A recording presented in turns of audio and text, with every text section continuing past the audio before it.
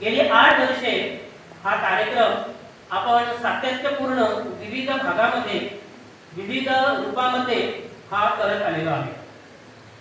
आणि अशा कार्यक्रमासाठी आपण सर्वजण राख्यांच्या रूपात सैनिकांना प्रेम दाखवण्यासाठी इथे आपण उपस्थित आहोत।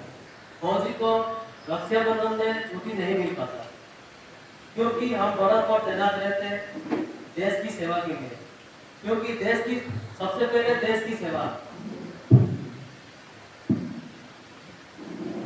देश की सेवा के लिए मर मिटने की काबिल रखते हैं।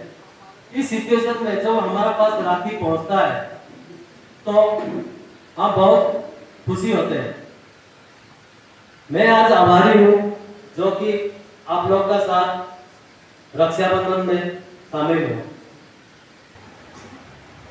आम्ही आज हांगासर जो कार्यक्रम करतात तो इतल्या शांतपणान करतात, आमकां कसलीच अडचण ना, आमच्या मनात कसलेच भय ना, आमकां कोणाची भीती ना, आणि आम्ही शांतपणान जाय तितलो वेळ हांगासर कार्यक्रम करतात।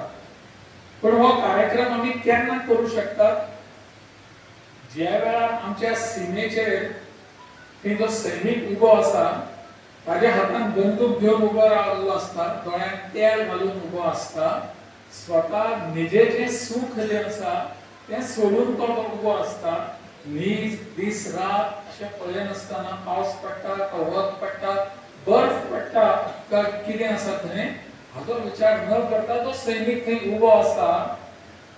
म्हणून आज आम्ही हांगासर हो कार्यक्रम करू शकतात, नाजाल्यार हें शक्य नसता। त्या सैनिकाची आम्ही आठवण केन्ना तरी करपाक जाय, त्या सैनिकाक आम्ही केन्ना तरी सलाम करपाक जाय, ताज्या त्या विजिगीशी वृत्तीक ताज्या त्या लढाऊ वृत्तीचो केन्ना तरी आम्ही स्मरण करपाक जाय, नमन करपाक जाय। आणि हे सगळे नमन केले, तांकां स्मरण केले, हे तांच्या पर्यंत पावपाक जाय। तांकां कितली उमेद जाता आसतली ज्या वेळार आमच्या नागजरांतल्यान आमच्या पेडण्यांतल्यान एक राखी तांच्या कडेन पावता ते। एक नौसैनिक मी तुम्हाला सांगतोय, हा लहानसा नाही आहे, कारण याचं कारण सांगतो तुम्हाला काय आहे।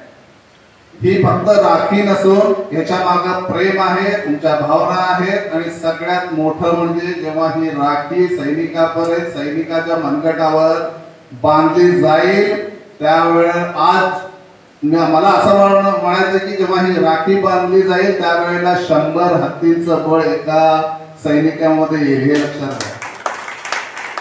मी हे का म्हणतो, कारण सैनिक हा जो असतो, मग तो आर्मी असू दे, नेव्ही असू दे, एअरफोर्स असू दे, हा फक्त प्रेमाचा भुकेला असतो। कारण त्याला जेव्हा बॉर्डरवर किंवा सियाचीन ग्लेशियरवर किंवा आम्ही समुद्रात 2-2 महिने जातो तेव्हा आम्हाला समुद्रात गेलो तर पाण्याशिवाय, सियाचीन ग्लेशियरला गेलो तर बर्फाशिवाय, आणि से फॉर एक्झाम्पल राजस्थान मध्ये जर असेल तर वाळूशिवाय आम्हाला कोणी दिसत नाही।